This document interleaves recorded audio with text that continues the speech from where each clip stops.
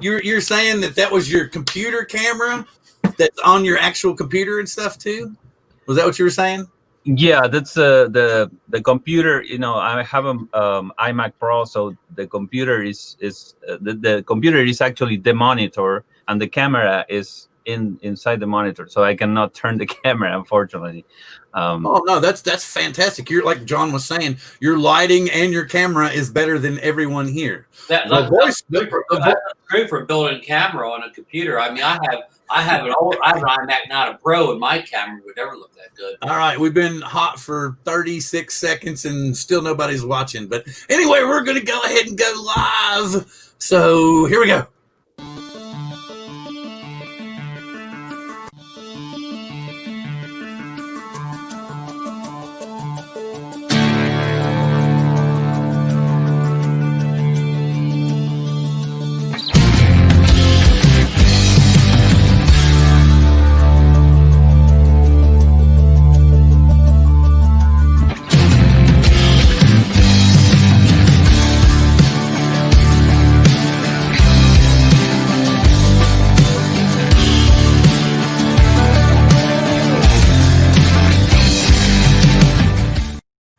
Hello, ladies and gentlemen, and welcome to Drone Therapy Season 4, Episode 21, with our special guest tonight, Dany Tomas. And we're glad to have you here with us tonight, Dany. And as usual, I'm joined by Ron Brown and John Cuppi. Ethan Mitchell is back on second shift doing the MRI thing. So first off, I will pitch it to Mr. Ron Brown as he's telling us he might have thunderstorms afoot.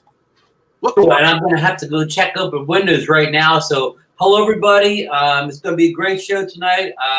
We got Dany here with us. And he's got a lot of great stories to tell, and John's probably got some good stuff. But I'm going to pass it to John, and I'll be right back. Oh, I like the shirt. Well, Ron, I hope you do well with storms. We got some possible storms incoming here too. So I feel you on that one. I'm really eager to talk to Dany tonight. We're going to learn a lot about him. I think it's going to be a really interesting show. I just want to just jump right into it. So I'm going to go ahead and pass this on. All right. Thank you, sir. And with all that being said, and Ron's checking windows, hopefully doesn't get zapped by lightning before he gets back to the chair. Yeah. Welcome to the show, Dany. Just give us kind of a brief overview of how you imported to the States and what you brought with yourself along the way. Okay, well, thank you so much for inviting me to your show. Thank you, guys. My name is Dany Tomas. Okay, Thomas. Okay. I came here first in 2001. I was going back and forth to my country. I'm originally from Buenos Aires, Argentina, because I work in the music industry as a songwriter and producer. And so I was working for the Latin market, but the international Latin market, let's put it that way. So that industry is more based here in the United States and probably Mexico City also. So I was working for Latin artists, so they kind of like invite me to come here, and I was going back and forth for a while. Then 2006, I signed a publishing contract with the publishing company. And so then I established myself regularly from 2006. Before that, I've been coming on tours because I also perform live for Latin artists. So I've been coming to the States on different tours for live performing. So yeah, that's pretty much my story. Oh, wow. Very cool. Very cool. I don't know if you can notice some of the chat that I've highlighted. I don't want to say her name improper, but I can see that it looks like Anna Karina is saying, I'm not sure exactly. I don't want to say anything. And then we've got Nature Left, because these are people that are new to me that I'm seeing pop into the chat, and I'm glad to have you here.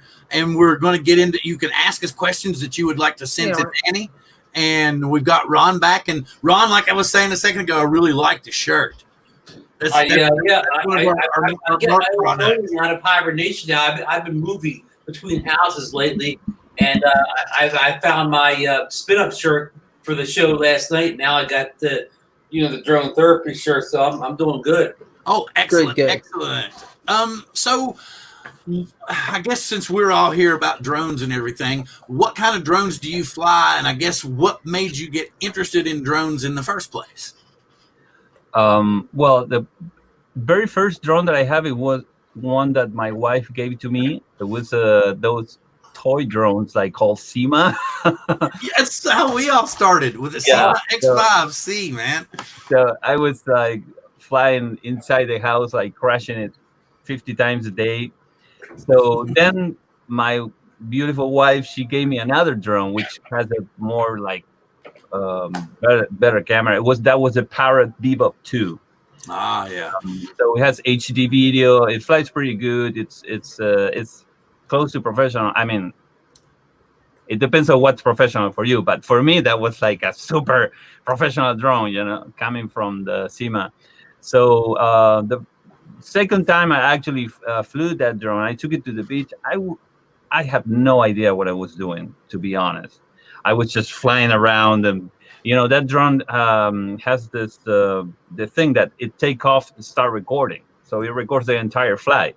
Mm-hmm. So I was recording everything and flying around, and so then I came back home, and then I did an edit, and I did the edit to a Coldplay song, and I just uploaded to YouTube, and Facebook. So to my surprise, then the manufacturers, the Parrot company, they contacted me, and they say they wanted to use some of my footage for best of users regular video that they do every month.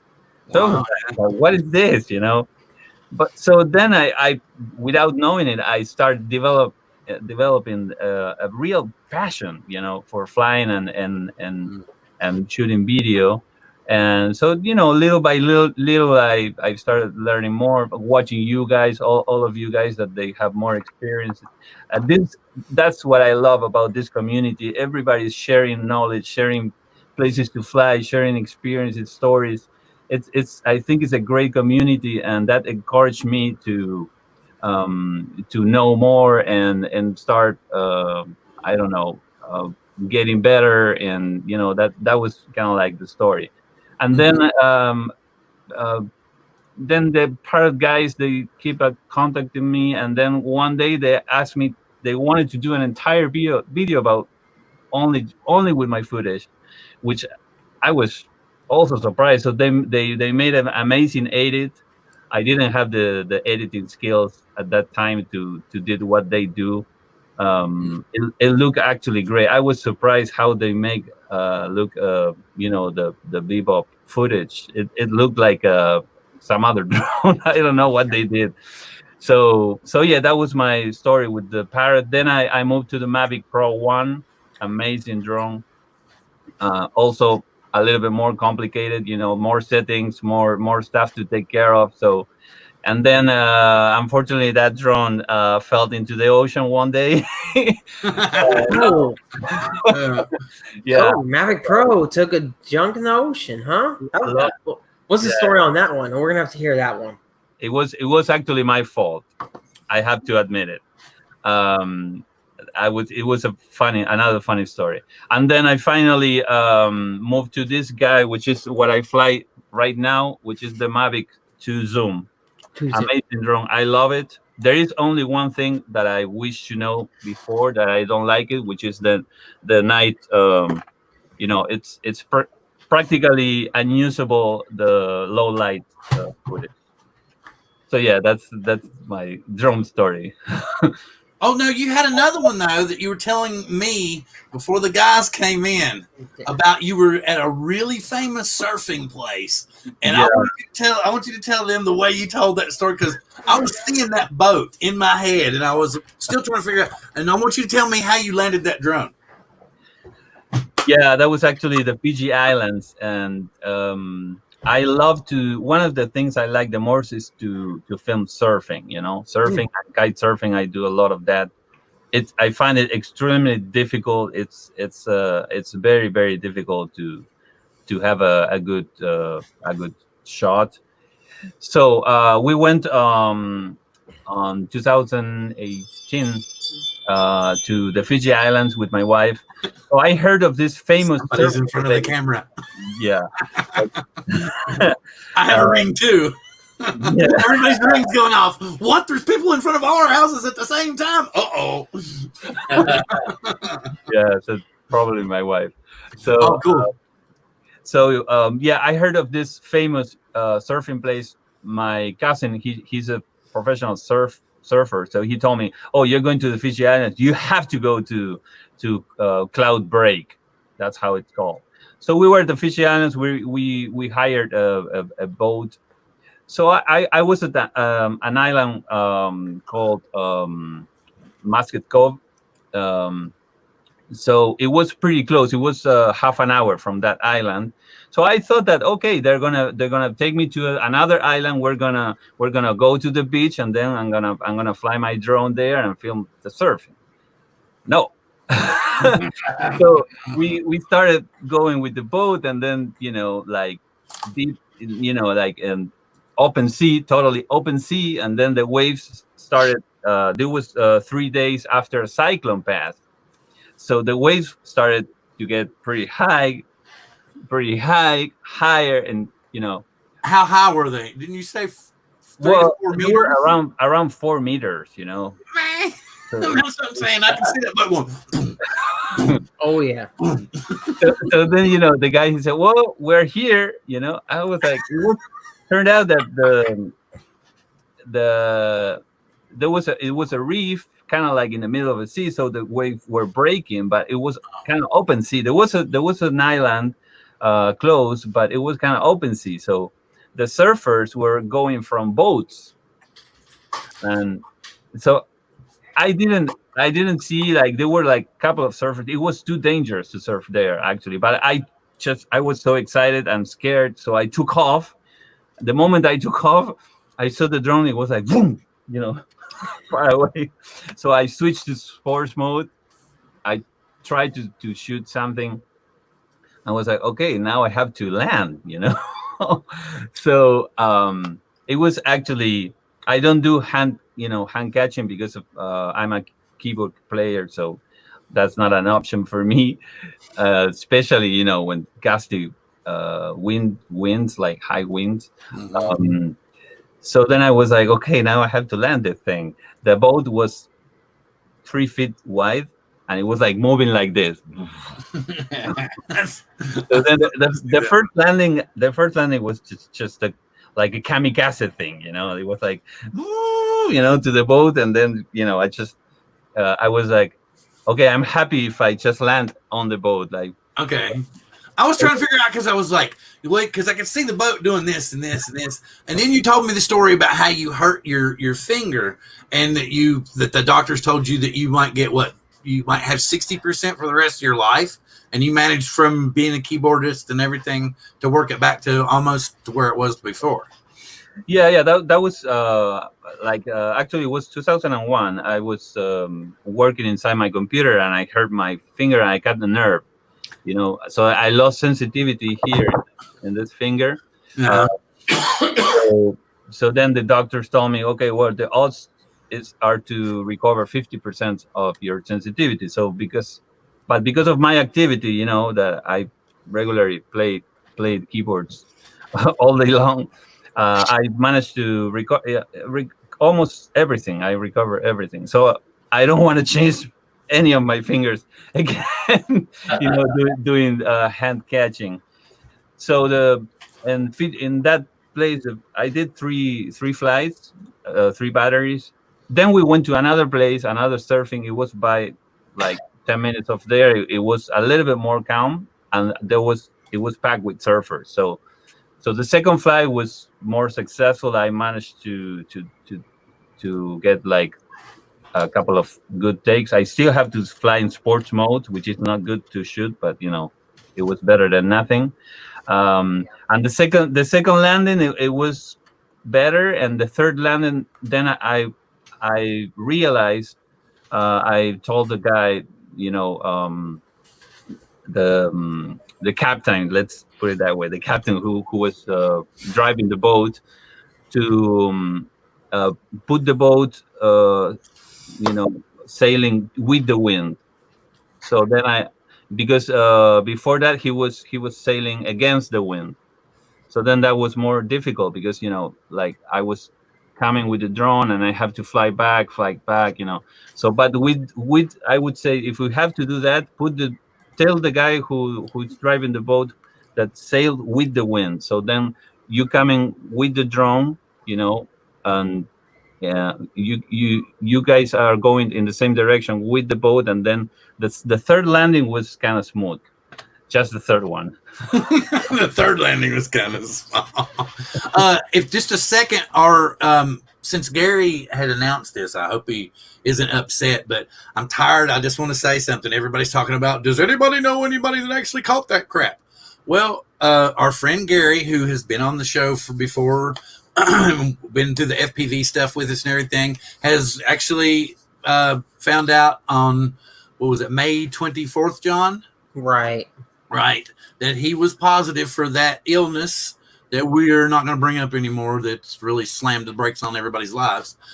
He is recuperating. He has weathered it pretty good. We're looking forward to it, and we want to drag him back in here for an FPV night sometime in the future and check on him and make sure he's still in good health. But I don't want to hear anybody saying they don't know nobody, because everybody knows Gary. Gary's in the chats all the time. Gary's posting FPV content. Anytime you need any help, you can always go to Gary. So Nemo is, and I'm going to do this. Hang on just a split second.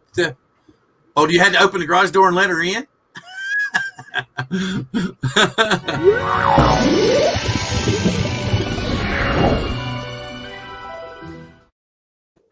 And our weekly shout out this week goes to none other than Nemo, our good buddy Gary, who is recuperating from that terrible illness that's kind of put the world in pause.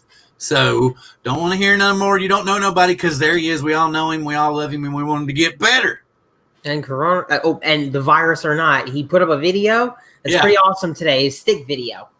Yes. FPV stick cam. He made his first stick cam ever. So you guys, somebody throw the link up for that. Curtis, good to see you in the chat. Anybody that has any questions for Dany or anything, and I want to ask Dany first. What do you think of this? That's a Mavic Air 2, right? Yeah. What do you? I haven't the pleasure to meet with it yet, but it seems to be pretty amazing drone. I mean, for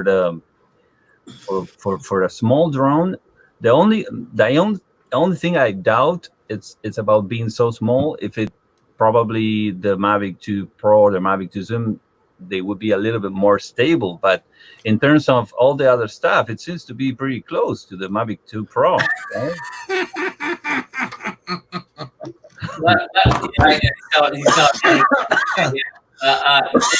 It'll be down below if you want to buy it or whatever. Yeah. He'll post the link. We'll post the link for you here after a while. Yeah. Oh, goodness.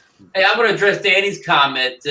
You would think exactly what you said, that because of the smaller size of the Mavic Air 2, it would not be as robust in winds as the Mavic 2. But I don't think that's true. I think the Mavic Air 2 is just as good in high winds as the Mavic 2 series is, and I can't explain why, but I've floated in, not the winds you were just describing, but I live by the ocean, so I get a lot of gusty wind, and it handles anything you can throw at it. Okay, something, if you can see, can you see your friend's question in the chat? Marcelo has said, what is your next drone? What will you be your next drone purchase? Thank you, Marcelo. Yeah, he's a friend. Well, actually, I was thinking of trying the Auto Evo 2, but I'm still, watching reviews and the user experience, because it looks pretty impressive, especially the 6K raw camera. That looks amazing. Also, the flight time. I mean, on paper, it looks outstanding. And I saw a couple of reviews before they release it. And I have a lot of respect for the people from Drone U, Paul Aiken. Mm-hmm. He said a lot of good things about it. And also, this other channel, it slipped my mind right now, but yeah, another guy that I respect a lot and I learned a lot from. He said a lot of good things about the Auto Evo, but I'm still in the process, of reading more reviews. There was a time I was expecting for the Phantom 5, but that never happened. I don't think we'll see that again. I think we're done. So I yeah, think we'll see a Phantom. I mean, excuse me, a Mavic 3 Pro, but I'm beginning. I don't know if we'll see it this year. I mean, I'm thinking it's going to be just. This is what kills me. Just like they did with the Mavic Air the last time. I held out, and I went ahead about this time, and I bought the Mavic Air the time before. And in September, they dropped it with the Mavic 2, and I was like, baby, please. You know how it is, one of those things. She goes, well, you got to figure out where to come up with at least half the money. And I'm like, what am I selling? What am I selling? What am I selling? But come to think of it, here's something I was thinking of the other day, and it hit me again, Ron. And we were talking to Billy about it before, and I've talked to Curtis about it too. Is going ahead and selling the Phantom 4 Pro to somebody that's wanting to get started, at a decent price before it's basically priced out of existence. And somebody's like, I'll give you $200 for it. I don't want to be waiting that long, and then try to just put it towards paying off the Mavic Air 2, and then maybe a little bit of a nest egg towards whatever they may come out with next. That's a good idea. So what are you? So you're going to get you want the Altel Evo, or are you going to hold out for a Mavic 3, or would you rather stay DJI, or do you really want to jump on the orange bus? That's a pretty good question. Jumping off DJI is always kind of like a big decision. We were talking with another friend that we used to fly together, that we find out that there was a couple of companies that they were renting the Auto Evo 2. So I'm going to rent it for a couple of days and try it and see. I see the other YouTuber that he saw that there was some issues about going to one of the sites. But I did have that kind of issues with the Mavic also, and sometimes it's a propeller. You change the propellers, and then the issue is solved. And sometimes it's calibration, compass. I could actually never get it to fly straight over railways. Especially low flying. I don't know if that's even possible for me. It was like I couldn't get it more than 10 feet to get straight, the Mavic. So I don't know. I'm probably going to try it and then see what I'm going to do. Well, yeah, there's a company here. I do believe that I could probably rent the Evo 2 if I wanted to. Heck, maybe you could say I would plug them for 5 minutes on the show and then put up a video with their moniker in front of it, and they let me do it for a day. I don't know. I have to go talk to them about it. But the thing about it that's crazy is the little hole in the wall Altel Evo USA headquarters is probably about 17 miles from my front door. And I actually drove by one day and did a live stream on Facebook, and I went by, and if you blinked, you missed the place, because it was literally like in a small little cubicle. It wasn't big at all. I mean, it looked like it maybe was 2 stories and wasn't a whole lot of anything, but it was kind of cool. So another question that we all have and know and love now, since we're pretty sure we're going to have to swallow it. What do you think of remote ID? Probably the same that most of the community think. The way it's put out, I was one of the 53,000 comments on it. The way it's put out, I don't think it's going to be anything good for us, for the recreational or photography drone community. I think it's more designed for the commercial drone operations, and without taking us in consideration much. It has, in my opinion, my honest opinion, it has a lot of issues that should be addressed more properly. And as I said, Paul, I can say that the problem is that we are not at that table.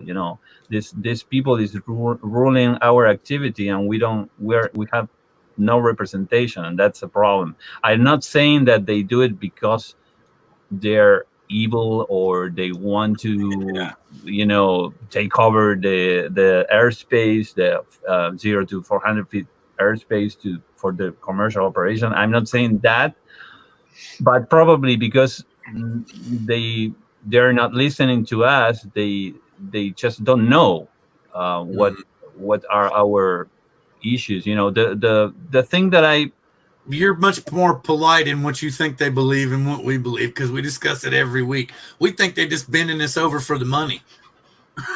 They're like, forget it, get out of the way, we want the cash. And they think that every hobbyist and pro pilot that takes pictures or whatever is in their way of their Pizza Hut delivery, their Amazon delivery. And I'm not saying that it's a bad thing, but I think there's space for all of us. I think that they can give us like from 100 to 200 feet, if nothing else. That's all. Yeah, another thing that I think, we are,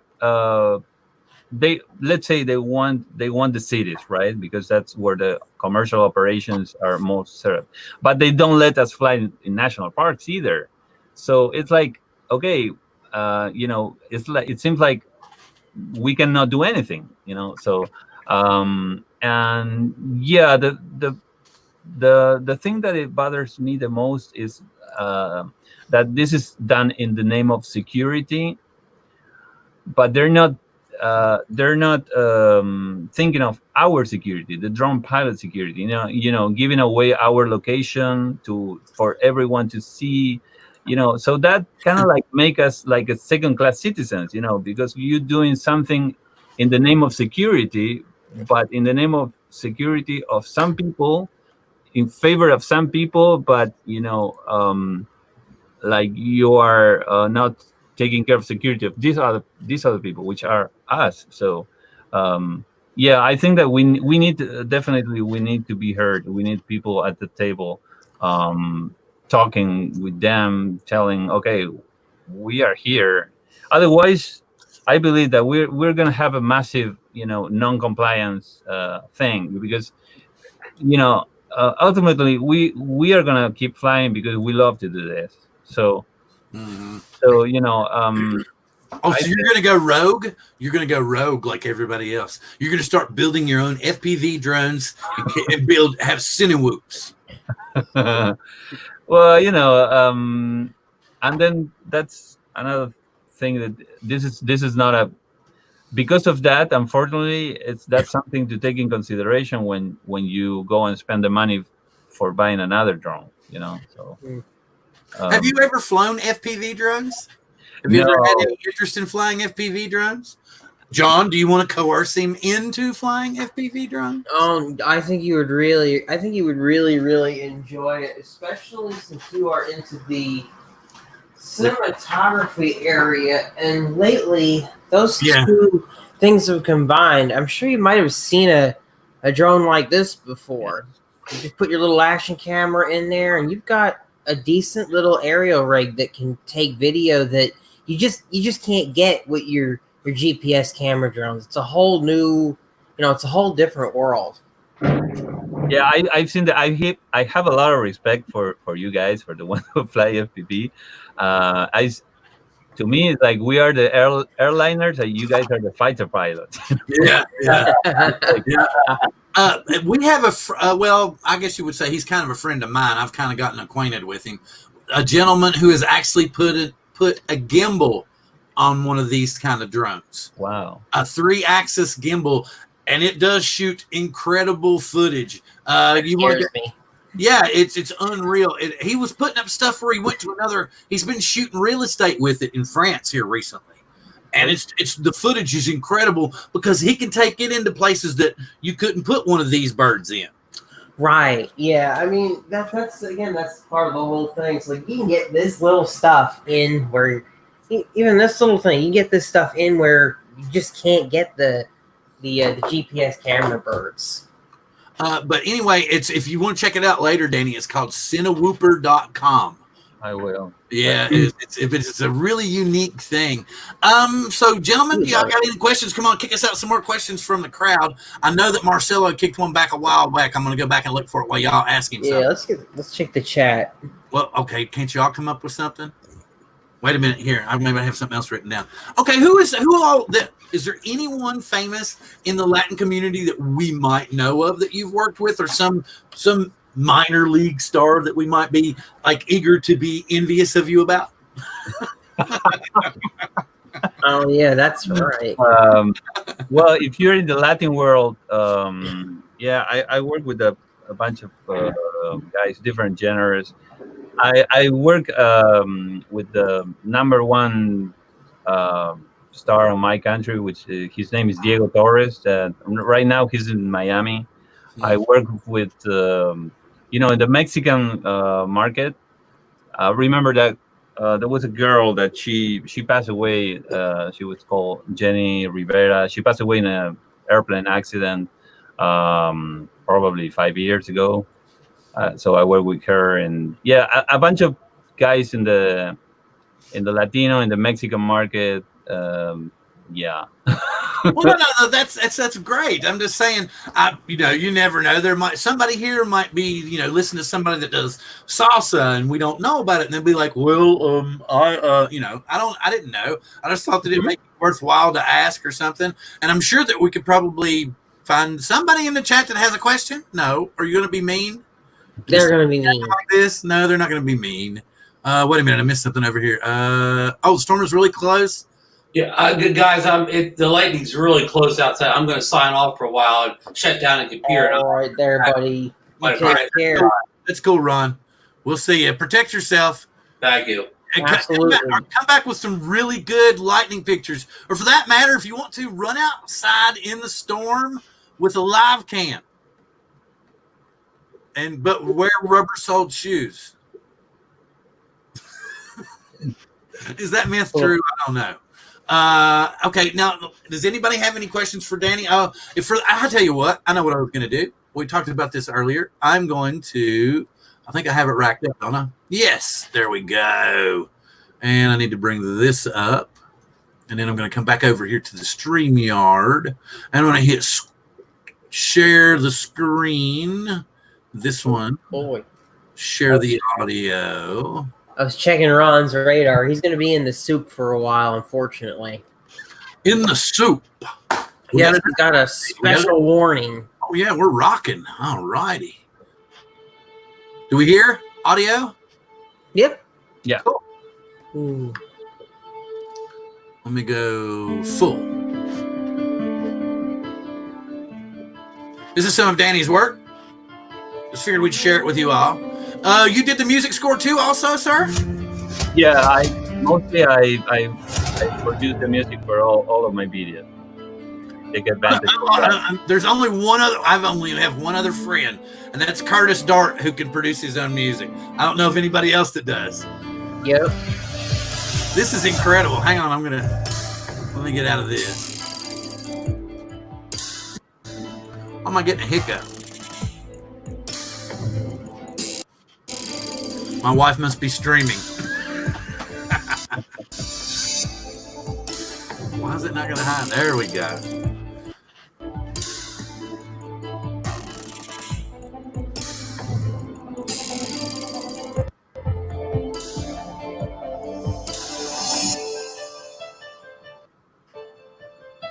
Oh, wow. I like that.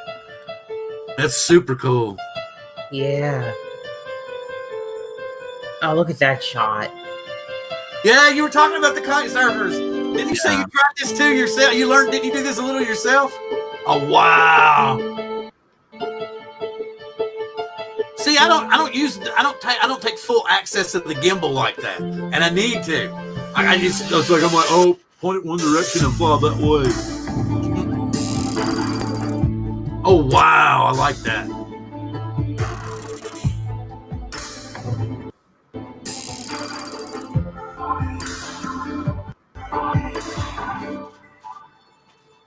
Oh, sweet.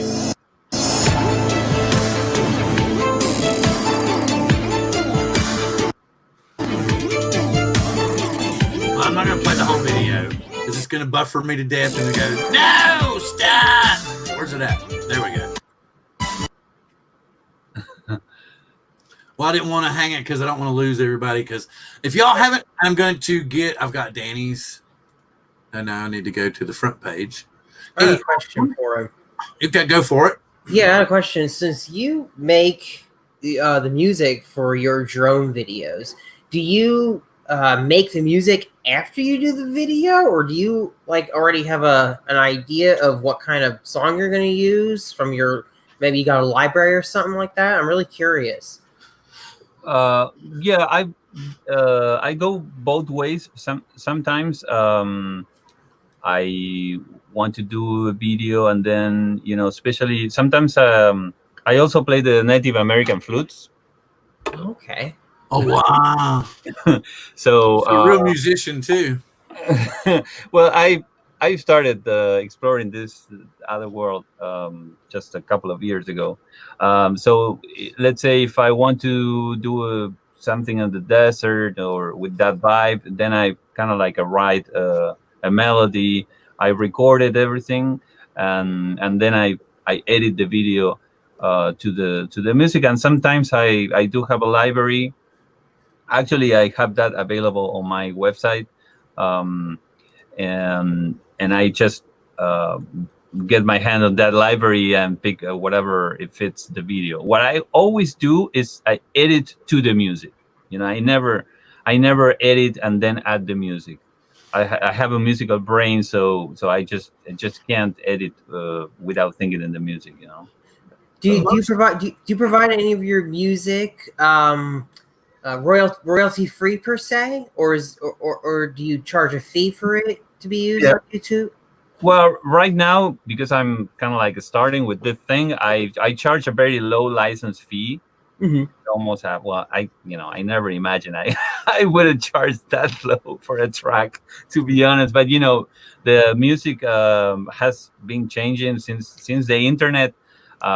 It changed a lot. So yeah, let's put it this way.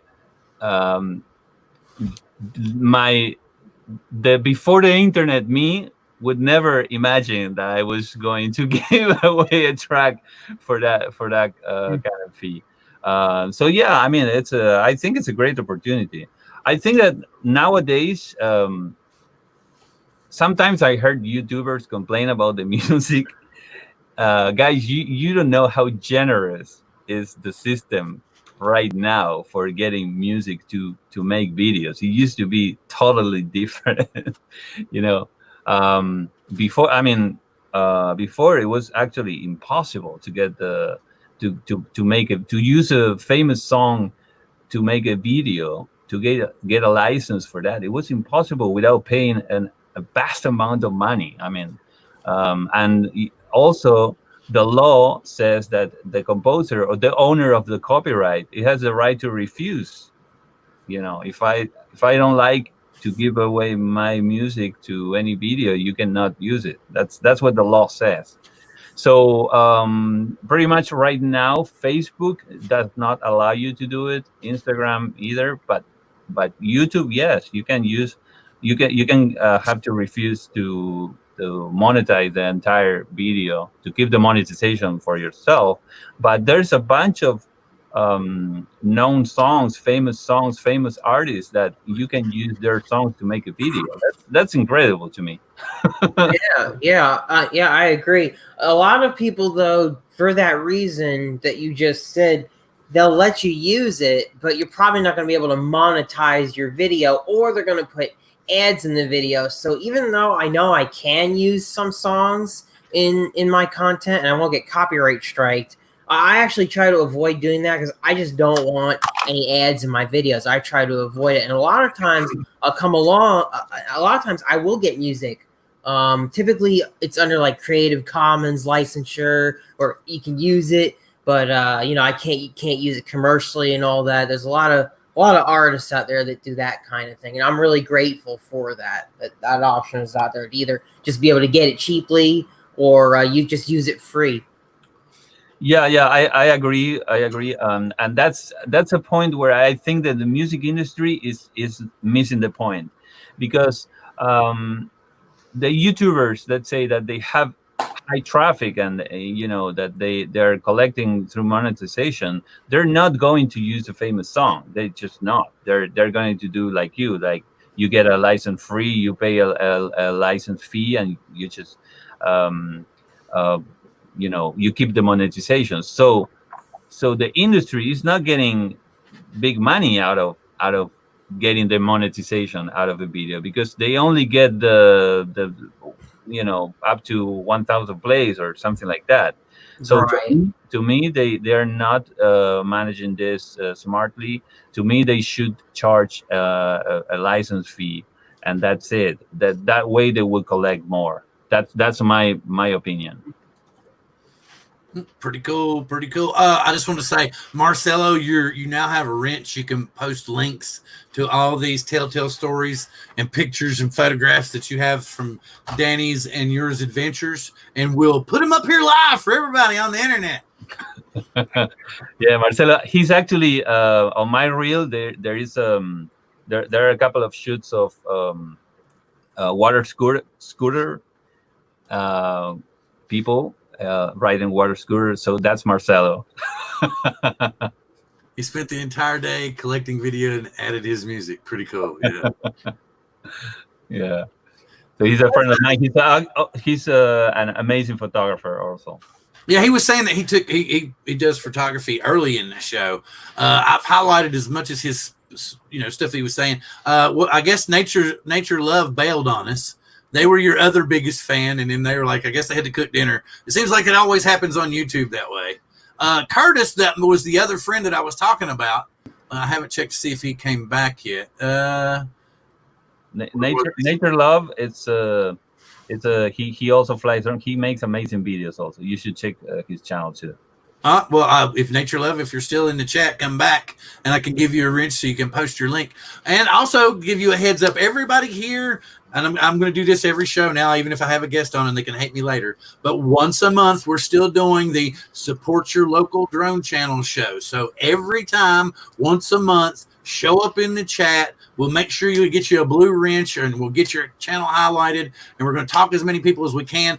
Last week it was kind of wild because it was the first time Billy had been back in a long time. So people were asking all kinds of questions and everything. But we still highlighted probably about 12 or 15 channels, I think, that were all new to us that we had never seen before, which was really, really cool. And so, I just want to bring that out there and make sure, Dany, that you know about it too. The more you come in, the more we can highlight your channel and get more people involved. Just want to shout that out there. And I'm going to get back over here because I was looking on Facebook for a second. I can see we have Bob Casey in the chat, the Grumpy Vloggers in the chat, Idaho Quadcopters in the chat, Mel 400 AGL is in the chat, Mike Roche Media is in the chat, Newfound Drone Productions, Rented Lips, boop, boop, boop. Marcelo Duvall is in the chat, Stephen Fox is in the chat.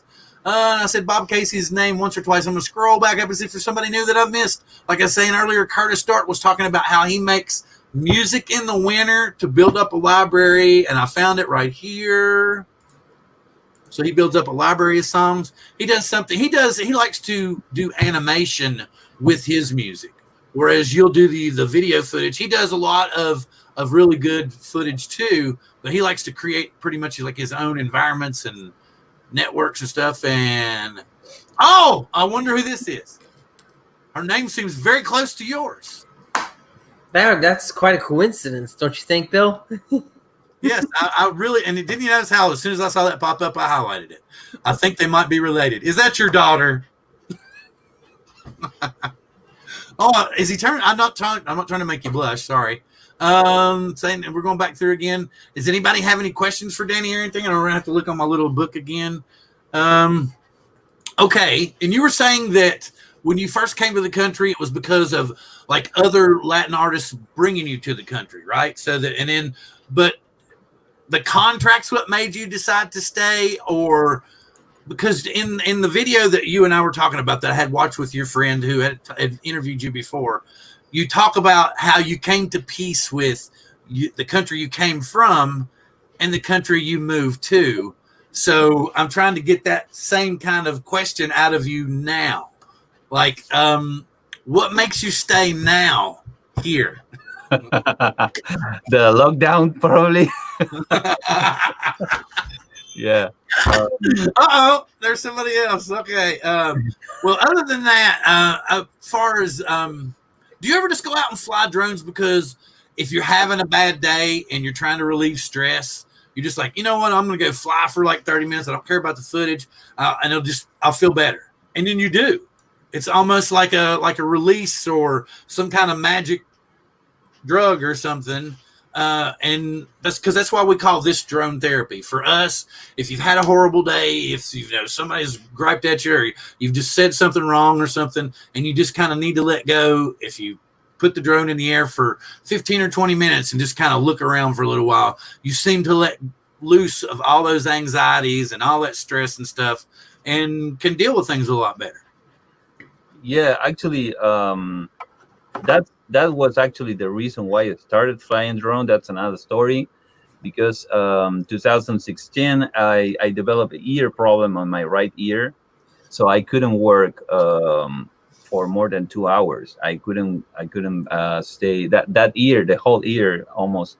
I couldn't stay in the studio for more than 2 hours. So that's why my beautiful wife Romina, she gave me the drone in the first place. So it was so good to me to have another artistic activity that kept me focused. The activity of flying drones, it connects you it makes you connect so strong to the present moment, actually. Yeah. Yeah. So that was actually very, very good therapy for me. I like the way you put that. It puts you in the present moment. Yeah. And the thing about it is right now we need to see beautiful present moments. They especially help us get through the day. And that's a great way to put that. I've never heard it put that way before, and I like that. I think I may hang on to that before. Let's see, what's I can't let go much. When I do, folks like to call me controversial because I let go way on down the road. I don't know. I'm trying to get your view of that. It's not. I don't think anybody's controversial. I don't ever think anything like that. I don't want anybody to think that I think somebody's controversial. It's just shows run different ways, and you have different guests on shows. If I'm going to have we had a spontaneous Saturday show, and I had Lloyd on, and I had Curtis on, and I don't want anybody to think that this is bad, but I usually try to plan our shows like 2, 3, 4 weeks in advance, because it's really hard if you try to do live shows, even on YouTube, of getting guests and lining things up. Because we've had Dany was going to be on scheduled like last month, and Dany had a very sad thing that happened in his family, and we're very sorry for your loss, sir. And so we had to reschedule. So I don't want anybody to think that I think anybody's controversial, because people might think I'm controversial just because the way I talk or the way my delivery is. But I'm going to tell you straight up, I don't have a 107 license. There's a lot of things about drones I don't know. I don't know anything about photography really well, about apertures, and I'm not going to tell you straight up, but I just kind of move the dials till it looks cool to me. So I don't want anybody to think that I think bad of anybody or anybody's controversial. It's just I tend to plan way ahead. And I kind of flow that way. I don't want anybody to think that if I do a Saturday show, hey, just give me a holler and we'll jump on. Or I hate that somebody's thinking something like that. But anyway, get off that subject. Let's get back on the positive stuff. Drone is therapeutic for me. It's therapeutic for John, I would think. And like you just told us, it was therapeutic for you. Art even says it's excellent therapy. Oh, hold on one second. All right. Yeah, to me it was absolutely therapy, and I'm so grateful for my wife to brought me into this. Well, I'm glad that you said that. And if my lovely wife happens to be watching, I'm very grateful that you let me buy these drones for myself and don't make me sleep on the couch or outside. Totally. But I really think though that I kind of felt bad, but I think I'm gonna part with the Phantom 4 Pro and try to get something out of it before she's useless or I don't get any money out of her at all, and let somebody get some flight out of her, because I sold my Mavic Air, which I was never really a fan of. I've always been honest about that. It did take, oh, here we go. I got to highlight this. Yes, he's made that very clear. I thought for sure you were his daughter. I mean, I really did. So I was going to just leave it at that.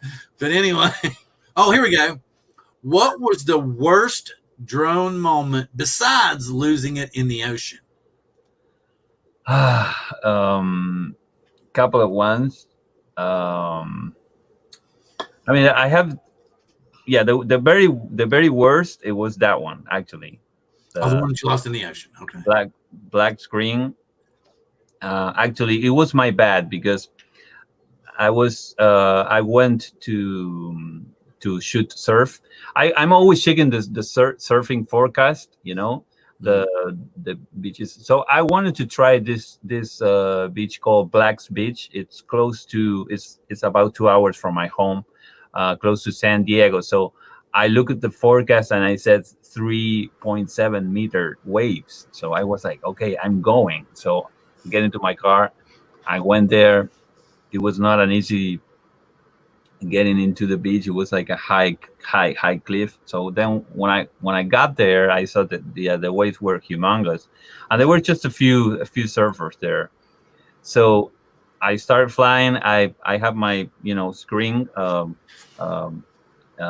protector because it was sunny. So I was inside the screen, and then a wave came and it just wet everything for me, all my backpack. So my batteries got wet. So then I was like, that's something that everybody should know. Never ever fly with a wet battery. Even though you dry it, don't use it for a couple of days. That was my mistake. Then I landed the drone, and I dry everything, and everything seems to be fine. And the batteries, a couple of them, they seem to be reached by the water, but the other ones seem to be fine. So then I guess, okay, I'm here. The waves are big. Let's go for another ride. So I changed the battery. I put the drone up in the air. I flew for let's say a couple of minutes, checking in that everything was going uh, smooth and nice. So then, okay, let's go into the ocean again.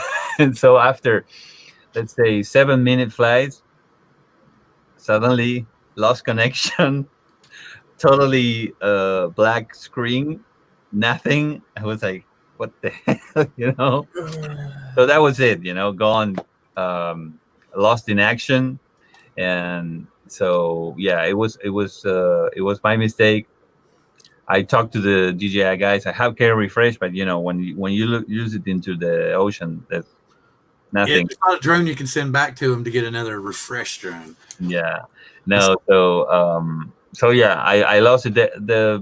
They gave me like a couple of hundred off if I buy a new drone, but it was only for another Mavic Pro 1, and at that time the Mavic 2 series were already out. So I was like, I wouldn't spend money in Mavic Pro 1, so I just passed on that offer. So yeah, that was an awful moment. Marcelo's quote here. He said, "Could be asking us on Toronto's Pinnacles. It's a very funny story." That's a funny story about. He said that he has a curse, as a photographer. Probably every photographer thinks he has a curse. That every time they want to capture an amazing place, it could be empty, but the moment they're going to take a shot, people run in. People come to the to ruin the picture. So we went to the Toronto Pinnacles, and it was actually absolutely empty. It's a big desert place. I don't know if you guys saw that place. I have a video on my channel, but it's a huge, humongous desert place, and it was absolutely empty. The whole park, it was for us. So so I told him, why don't you go and climb one of those pinnacles and stand there, and I take a couple of shoots of you. And he was like, no, no, no. So then I convinced him, and so he went and climbed. And when he was ready for the shoot, then a couple of tourists came out of nowhere. And they just stand. The park was humongous. They were just standing by him, ruining everything. So he got upset and he went off the pineapple, and he was like, no, I'm not doing this. I'm cursed. And so then tourists went out. It was clear again. So I convinced him again. Okay, let's do it. Shot now. So he went up to the pineapple again. So, I took off again the drone, and then a massive wind came, and it fucked up my gimbal. Oh no! Not only that, I had my GoPro making a time lapse on a tripod, and it failed, and it also break the lens on the GoPro. So it was like a total mess. So yeah, that was one of the times that I applied the care refresh for my gimbal. The Achilles heel of the Mavic Pro 1, it was the gimbal. It broke a couple of times. That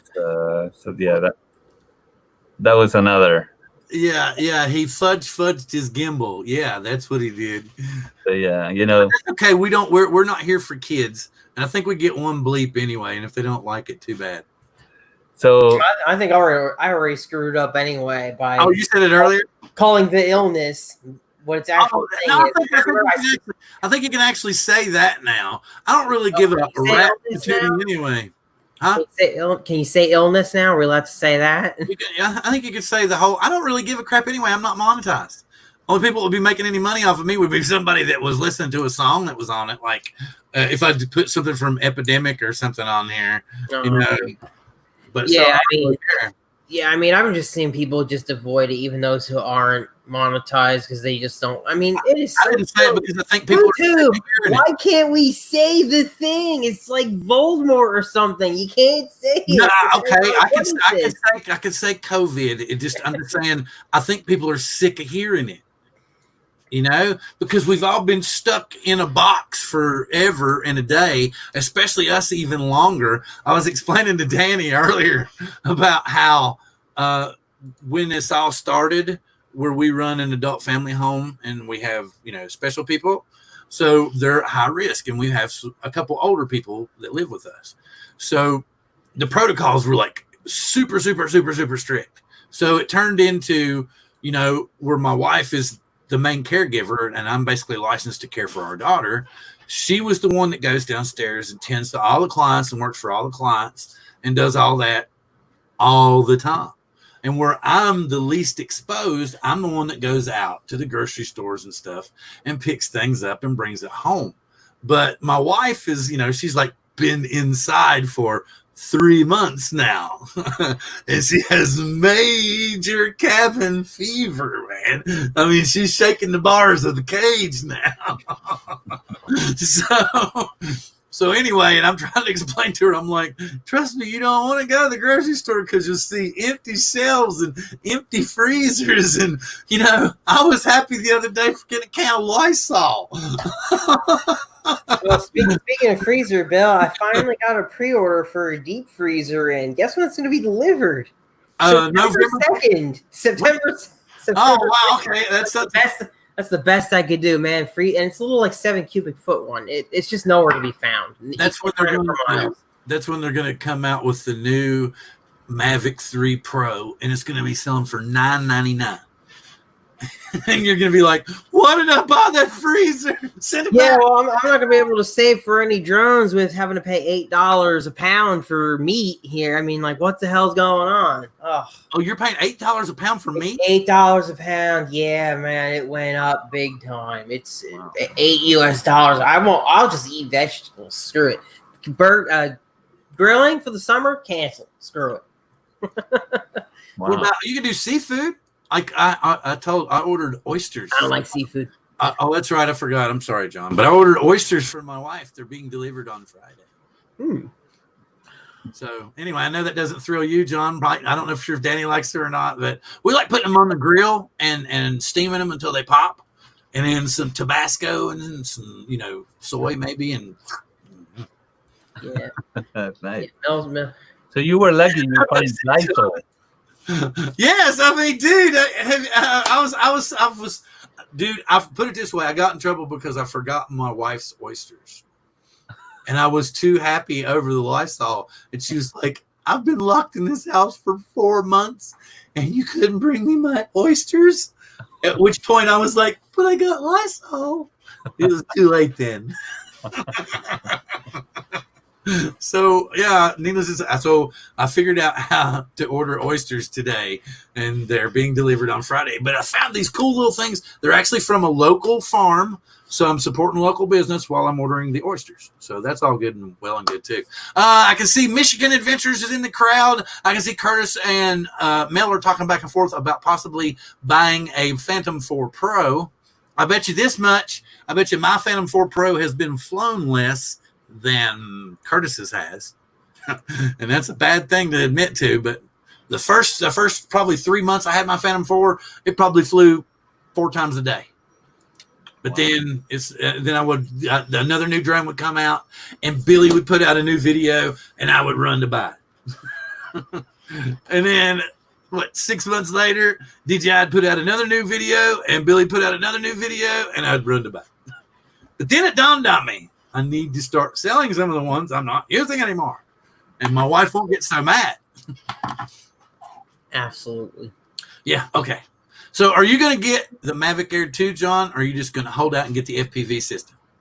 Well, I'm definitely getting that FPV system. It's not a question of it's not a question of if, it's just when. I'm waiting for that sale. For any of you guys who don't know, there's a rumored Father's Day sale for DJI starting June 12th.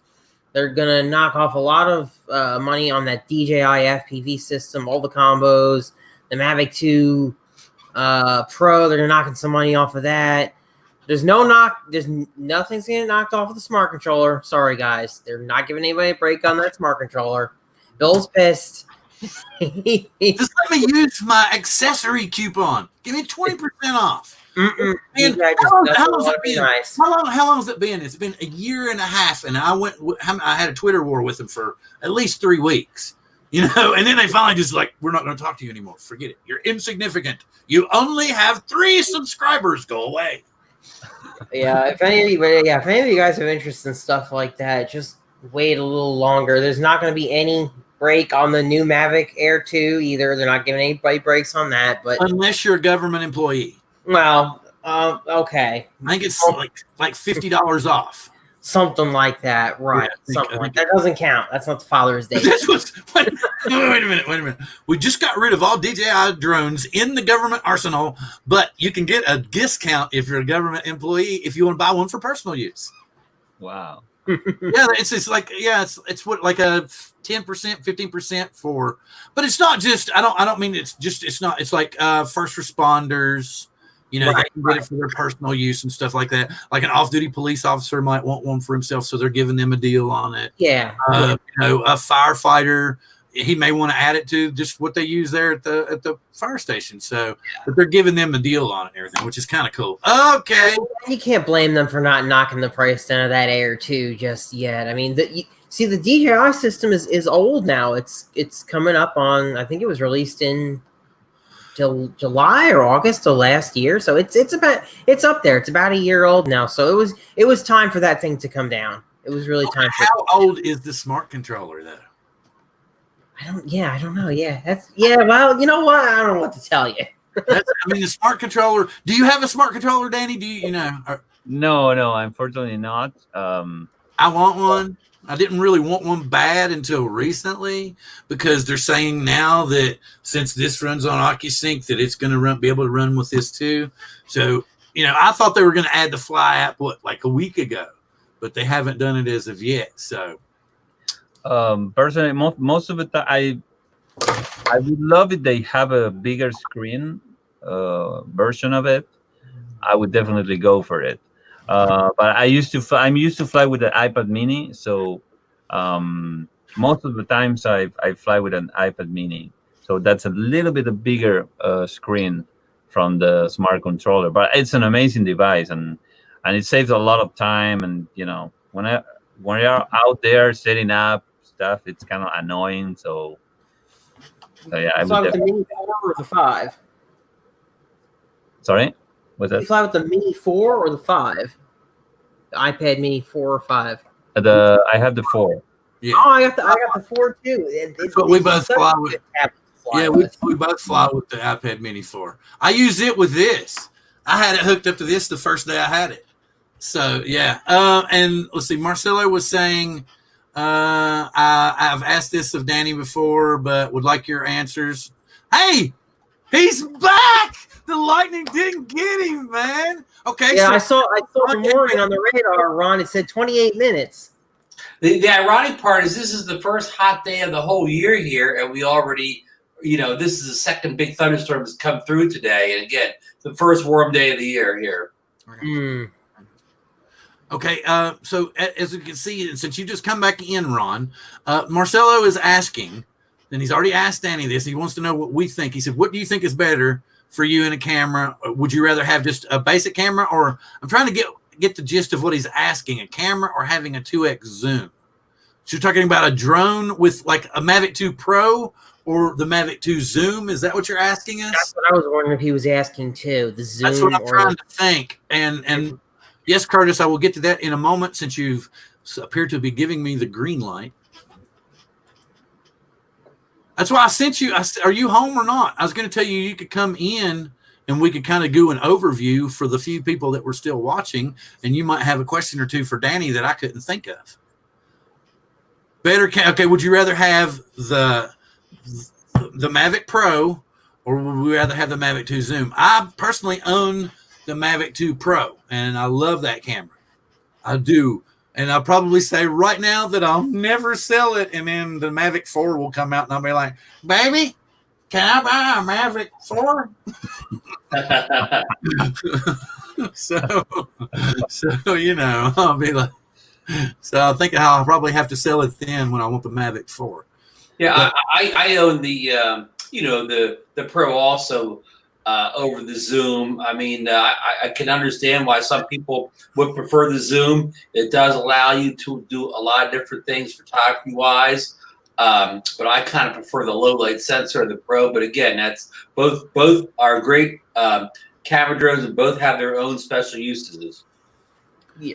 I have to agree with you too, Ron. I would probably go for the Pro if I was going to buy it, just because I want to feel like I have the best camera in low light situations. It's, you always get caught and stuff like that. You do. And for the most part, I'm probably going to be close to whatever I'm trying to film. I'm not going to need to zoom. But I know some people really make good use of that zoom feature. It just really all depends. But me, I think I'm always going to be close to what I'm flying. 4K though, you can do it like and it'll pop up here in a second. Bill said it for Metro Drones. Or you could do come on, where's he at? It's coming up here in a second, or my chat's frozen. Metro Drones bet you can do the dolly zoom effect with the Zoom. Right. You can do a dolly zoom in post with software and still have that capability. But that I do have the Mavic Zoom, and I even use if I ever want to do a dolly zoom, I do it in post, even having the Mavic Zoom. The Zoom, it becomes handy for a lot of situations, especially for me that I definitely kite surfing. I love the Zoom for that. Because it's also that chance to colliding with the sail that you don't want to get close. Surf is also a good thing, and sometimes when you're shooting, sometimes I do shootings for music videos. People that knows me from the music community that they need a drone shot, so they call me. And yeah, when you are shooting some dancer or someone, and you want to get a close shot or a fly over the person, and that becomes handy because you do it in a more secure way. But even with that, that's a very good question, because even me owning a Zoom, I still don't know, because sometimes, yeah, definitely if low light filming is something important with you, I would say never ever get the Mavic 2 Zoom, never, because it's absolutely unusable. I did apply a couple of plugins, denoisers that make it look decent. Let's put it that way. But I've seen the Mavic 2 Pro low light it's outstanding. I love it. I would definitely. That's another option that I'm considering to getting. This drone's good too. It's good What too, I've right? seen. Yeah. So I'm considering getting a Pro also. So having both of them. Hey, Bill, I may have missed this part. You may have asked already, but can I ask Danny what software he uses to edit his videos with? we haven't asked that at all. Sorry. Danny, can I ask what software, what piece of software you use to do your video edits? Yeah, I'm using the Adobe Premiere Pro. Okay. Sometimes I'm exploring to use the After Effects, Adobe After Effects when I want to do some effects, but that's I'm just a very, very beginning of learning how to use the After Effects. Another thing about the Adobe software is that they have the Adobe stock, so you can upload and sell stock footage. And they gave me 1 year for free, all the applications, because I uploaded more than 300 clips. So that's another thing. Now I'm getting back to paying that year. It passed already, unfortunately. But I'm also selling clips through them. So it's another thing to take in consideration. I really like this software because it managed very good 4K. With your computer power. Another software that is amazing and actually has a free version that got almost everything is the DaVinci Resolve, the Black Magic. That's an amazing software. The only downside of that software is that you need a very, very a lot of computer power to manage 4K footage. Danny, can I follow up with a question on Adobe stock? What kind of clips do you seem to sell the most of? What kind of footage? Well, with stock footage, you never know. Sometimes you think, "Oh, I have this amazing surfing slow motion clip," and you get no no sales at all. In my experience, it's kind of weird. The best sellers, my best sellers, is kind of weird. There is a shoot of bird eye view, zenithal of waves in the beach, almost at night, very dark. That sells a lot. I don't know why. I have no clue. And some of the footage that I got from my hometown, Buenos Aires, also they do good. Another seller that I have is not a drone shot. Actually, it's a cellular shot. I took it with my iPhone when I was in Fiji Islands and the cyclone came. I went out of my cabin and took shoots of the cyclone. The palms blowing, the wind blowing the palms, and all that stuff. So one of those clips is another seller, and actually, I don't know, some pictures. I don't do pictures anymore because their price is very low, and I have to go and edit. So it's not worth time. And desert shots, mostly landscape. Right. Okay, that's good to know because I've always been interested in stock photography and now videography, and I always try to get an idea of what clips sell the best. But people told me the same answer you have, Danny, that just random stuff kind of sells. It doesn't follow any pattern. Oh, and let me interject. This show is sponsored by Monster Energy drinks. Yeah. Well, no, Lloyd, or excuse me, not Lloyd, but Mel was saying, he's like, that's not Lysol. And I was like, but that's what I thought it said on the can. Anyway, Ethan's calling in. He's saying, it's okay. You're saving lives by taking pictures of their insides. Thank you, sir. Absolutely. 5.7 quake in what? Ooh. Wow. Oh. Let's see, a year's stock photography was hot. It's harder nowadays since they can do something. Yeah. Yeah, Mel's great for photos. I think, like Danny said, videos are where it's at today. They pay more. People are looking for video more than photos.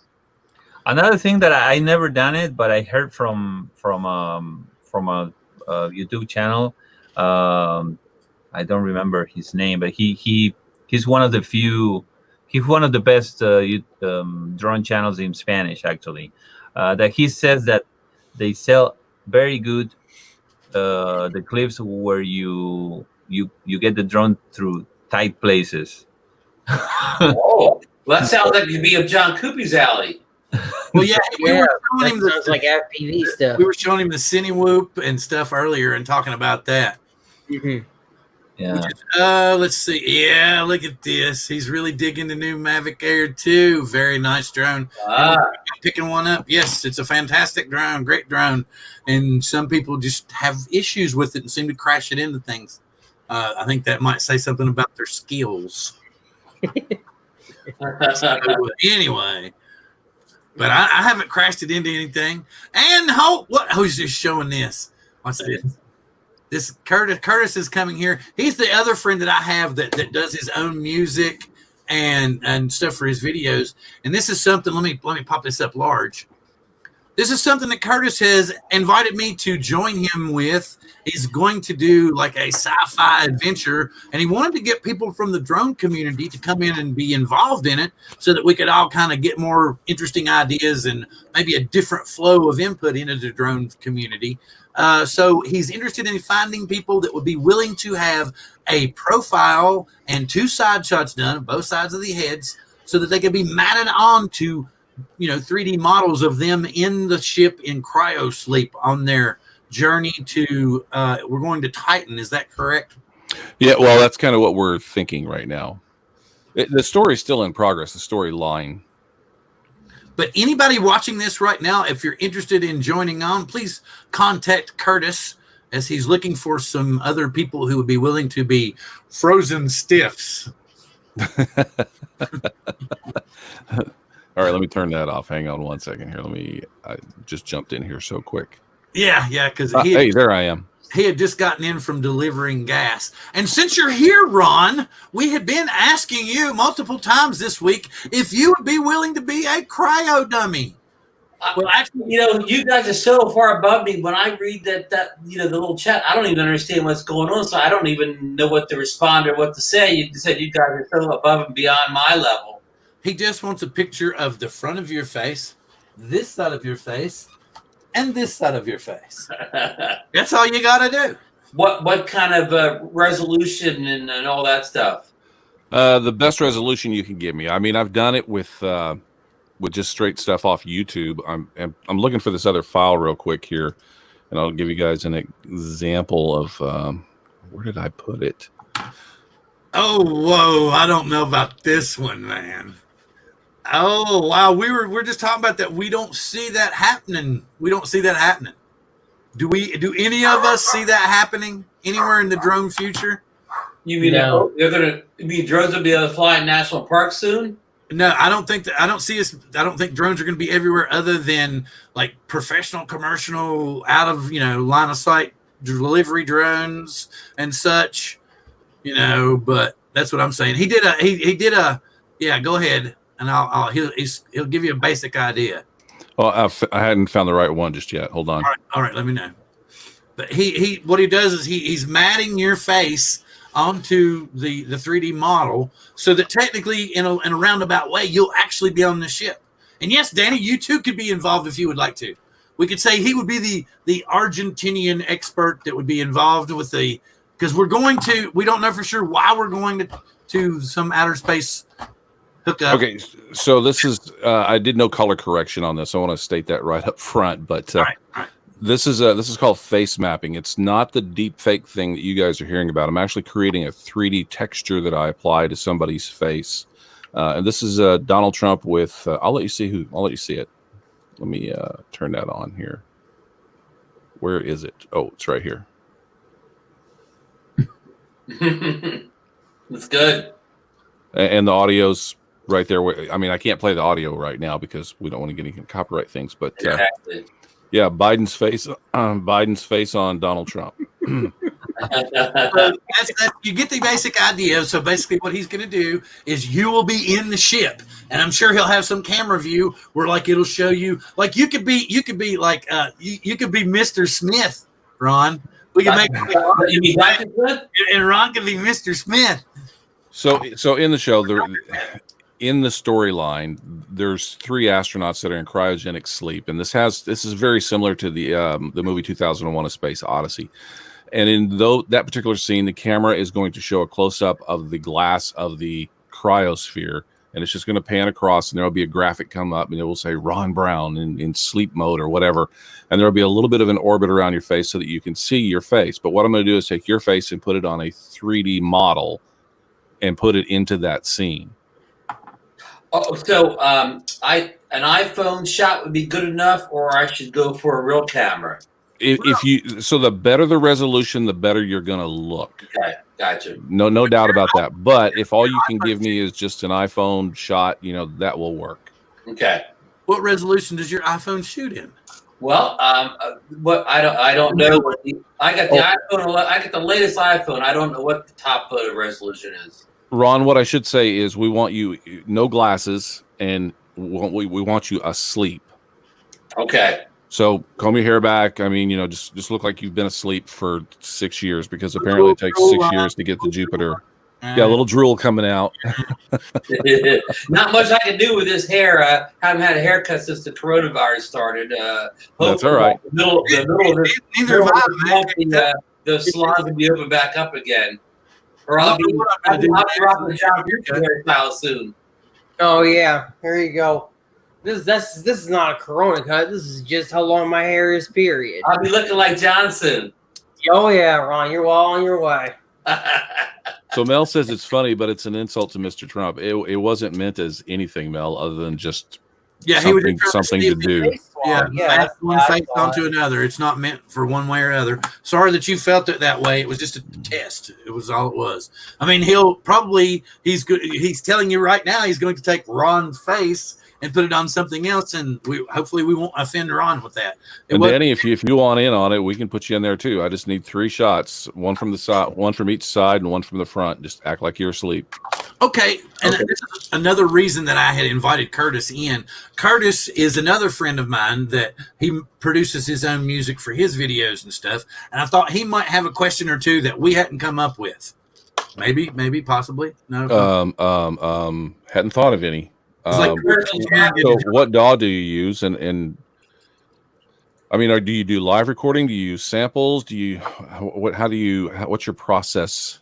For the drum videos, mostly I use libraries and plugins, but sometimes when I do the Native American flute stuff, I play it live, and I use Steinberg Cubase. That's my favorite DAW. I was using Reaper for a couple of years, and I just now switched over to Studio One. I'm trying to relearn what I've already known in Reaper. Reaper I know is great, but Studio One comes with a bunch of extras that make life real easy. All their plugins, all their EQ plugins, and everything else that they're using in there is just super awesome. Compressors and stuff are just built right into it, and it's real easy to pull them up. Versus buying plugins that you get from aftermarket guys, where you got to dial all this stuff up. It's right inside Studio One, so I like that. I think Cubase has the same thing, but I'm not sure. I haven't tried Cubase. Cubase has a bunch of stuff also, and I mean, all the softwares pretty much do the same, but it all comes to what becomes handy to you. I've been using also for a while Pro Tools.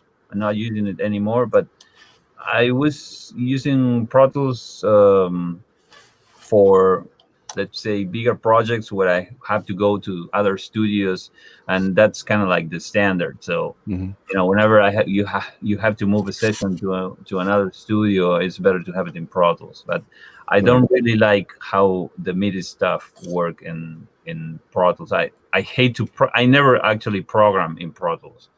It's but the audio, the audio engineers, and most of them, they use it. But I find that right now all the software are pretty awesome. They have a lot of stuff, and Studio One, I heard it's amazing also. It's once you start digging into it. I mean, like any new software, it's kind of weird trying to learn it. but once you get into it and you figure out where everything is and you come from another DAW, then it starts working out for you. But yeah, I'm pretty happy with it. I think I'm going to stick with it from this point on. Once you're in it, I mean, the other thing I was going to ask you is I'm finding myself using a lot more samples versus dialing in my own keyboard sounds. I use a lot of stuff from a company called Heavyosity. Have you heard of them? Or Keep Forest? No. They have a lot of that epic music kind of sounds, you know, the big monstrous sound stuff. Yeah. I've been in fact, this movie that we're working on, I'm going to be using a lot of that soundtrack kind of stuff. Yeah, I mean, the only thing that I'm still using for my keyboard is the piano sound. I never find a piano sound that makes me happy, and that's the only thing I'm using from my keyboard. All the rest, yeah, it's library sound. Well, interestingly enough, I can't play the piano. I have a MIDI keyboard, but I also have I can't think of who it is off the top of my head, but it plugs into your guitar and it turns everything in your guitar into a MIDI signal. Triple play, I think is what it's called. But it plugs right into the back of my guitar, and I mean, I've got my here. So I'll flip this around. You guys can see my guitar collection over here. You can only see one. Mm-hmm. There's more over there, but anyway, I've got it set up so when I play piano, everything sounds like a piano roll because I'm strumming across the strings. But I like the way it sounds, so it works for me. And I played guitar for years and years and years. So yeah, it all comes to whatever worked for you ultimately. So right, yeah. So as Bill was saying, what I do is I write a lot of music in the winter because it rains up here in the Seattle area all the time. And then I'm going to go out and film something that I know about, and I'll dig through my music library that I've created in the winter. And about half the stuff, I'm like, why did I even write that? What the heck was I thinking? But I'll find something that works, and then I'll put that in one of my videos. And like you, when I'm out flying, I'll take the MP3 with me in my headphones, and when I'm flying around, I'm listening to the music.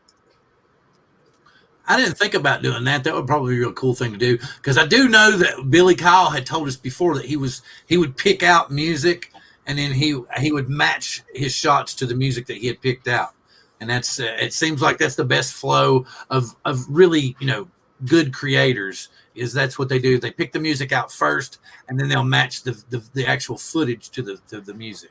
Yeah, when I'm writing, I don't think.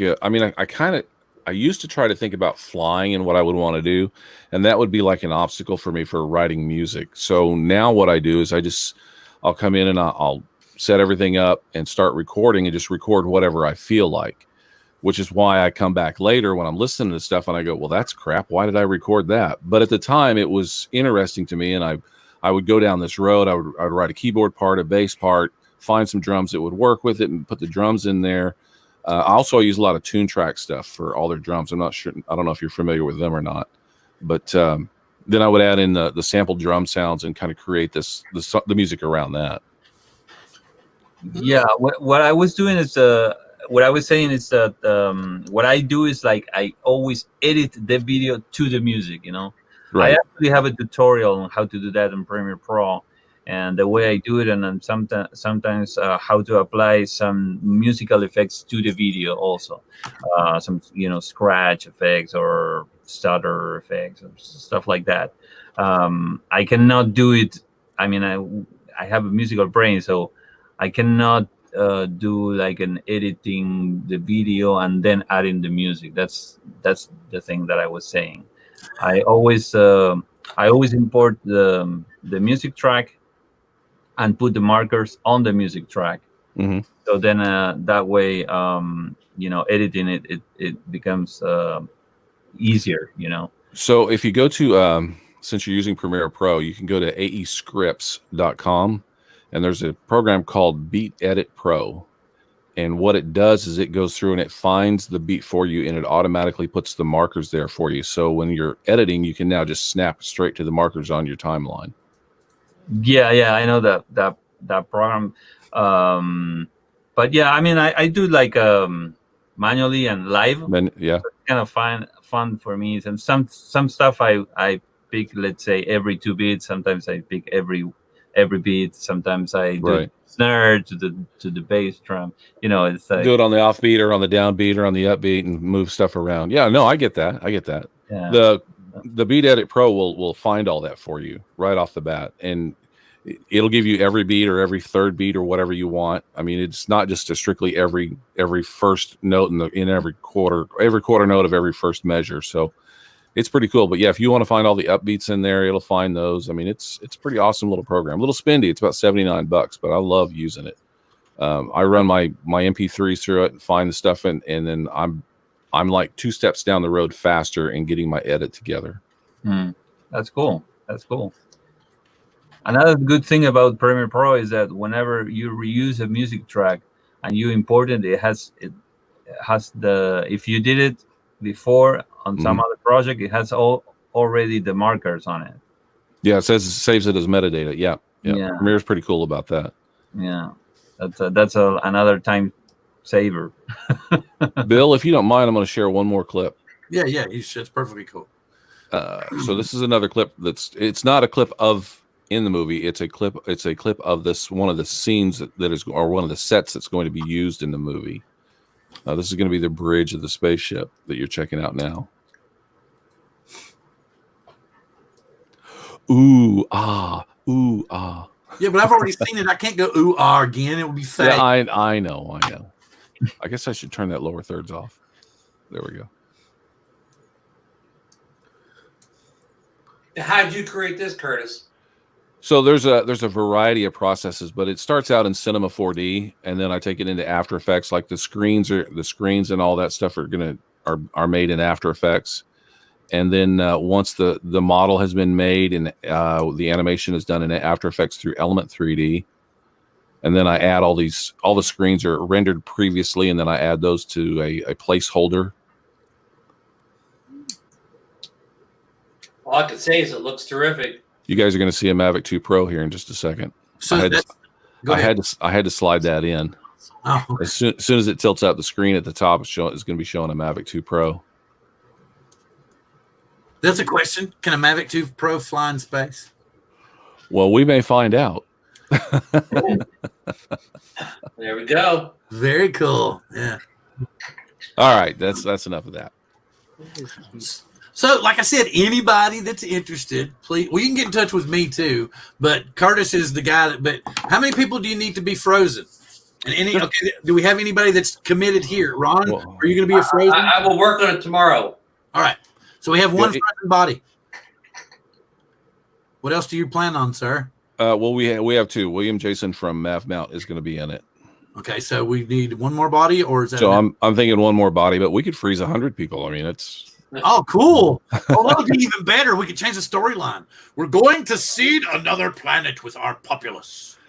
So I guess I could tell you, you saw the message I sent you about Jupiter being a gaseous planet. It's called a failed star. Mm-hmm. You know, if we were to take nuclear missiles there and fire them into Jupiter, we might have 2 suns. The other thing that you were talking about that you wanted to possibly bring into the near future, they could be the igniting force. The igniting force. I like how you said that. Bill and I are debating the ending on this thing. We want this big, nice twist in the story. You've had this story that's been going along kind of like 2001: A Space Odyssey. Everything's real kind of slow and cool and everything, but we wanted a nice twist to it, and we've come up with a couple of different ideas, and I've even come up with a third one that I'm exploring before I tell Bill about it. I want to make sure I can do it, kind of thing. And see, the thing about it is we included Ron in a little side chat group, and he's been privy to this the whole time, but he's never said a word. He's just like, all you got to do is ask Ron, what is he talking about? What's he talking about? I'll do my best to explain, because the thing about it is if I don't understand, I just ask him. I will. I'll just done this cut and dried. Folks, we've been on for an hour and a half. And as you can see, this is why I brought Curtis in, especially because this is something ongoing that he's come up with, and I've jumped on board. I think it's a cool thing. It would be great to get people from the drone community involved, you know, because he could do like little, like the little trailer outtakes, you know, featuring Ron Brown, and Ron will be like, yeah, we can do some outtakes and. where Ron is in there not asleep going, hey, let me out. I don't want to do this. Have you talked to my agent about this? Or I like, don't remember. Like the new Bones does in the new Star Trek when he's going, oh God, she took everything and she stripped me down to my bones, and he's like, oh, okay. And that's what he calls him Bones for, because he talks about his wife stripping him bare in the divorce. And he's like, got a flask at his side, he's drinking on it. And it's kind of cool. But, Well, thank you, Bob. Thank you, Bob Casey. I just now saw your comment. I'm very grateful to have had Dany with us tonight. We've learned a lot about what you do. And, I'd like to have you back on sometime in the future when we do one of our Premiere Pro nights, because I'm still trying to learn that thing. Curtis is very good in Premiere Pro. Maybe we could have both of you on and you could teach us a couple of tricks or something like that. Of course, I know Curtis works rather late in the evening, so it might be hard for him, but hopefully he'll get ahead, or they'll hire another employee so that he doesn't have to be stuck out so long. Again, I'm very grateful. So what I'm going to do now is kind of wind things down and let everybody get back to their normalcies. And I'm going to pass it around the room. And Curtis, since you were the first one in, I will give you the benefit of telling everyone one last time about what we're going to do. And you can say your good evenings. Thank you, Bill. I appreciate that. So no, we're going to be doing a sci-fi movie. It's a 2001 Space Odyssey kind of theme thing, just something with a little bit different, that we haven't seen this from our community. So I thought I would kind of throw this thing out there, and Bill kind of jumped on board and says, oh yeah, that sounds like fun. So let's do that. So that's kind of what we're doing in the background. I'm expecting to be done in about a week to 2 weeks, maybe 3 at the most. Depends on how long it takes the music to do, but you guys can expect it very, very soon. Anyway, thanks for coming in, guys. Appreciate you guys hanging out with us. And pick your pass. Clear. Pick your pass. Pick my path. Pick your pass. Who are you gonna pass to? Oh, Dany. Oh, okay, cool. Okay, so I'm. Thank you so much for inviting me. If you guys want to invite me again, absolutely, I'm here. And also, if you guys want to check out the music library, the music that I use for my drum videos, that's available at myflyingeyes.net on the music section. Also, the stock footage is there. So it was awesome talking to you. It was very fun. So thank you for everything, guys. Yes, and who are you going to pass it to, Dany? John or Ron? John or Ron? John. Thank you, Dany. Hey, Dany, it was great that you came on. I feel like I learned a lot. It was great hearing about your music and your fun little drone adventures. Definitely want to see you on the show at some point again, man. It was much appreciated. And with that said, I'm going to go ahead and pass it to my good friend, Ron. The man who survived the lightning storm. Yes, he survived and he's back. Thank you, John, and sorry for everybody for me being away for a while, but I had a pretty good storm come up here, and but everything's good now. And I want to thank Curtis for dropping in on the show tonight and showing a little preview of that movie that him and Bill are working on, or mostly Curtis, I guess. I'm sorry I haven't been more help, but I will do those pictures for Curtis tomorrow and send them. It looks fantastic. I can't wait to see the finished product. And I also want to thank Dany so much for coming on tonight.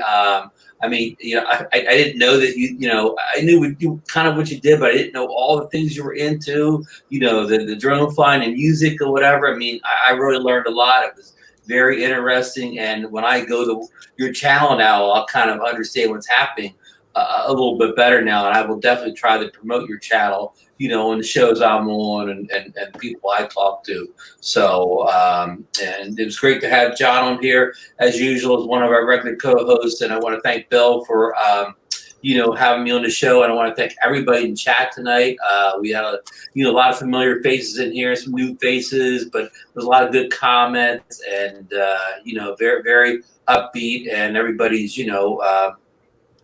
just a big contributor to the show. So I'm going to stop talking and pass it back to Bill.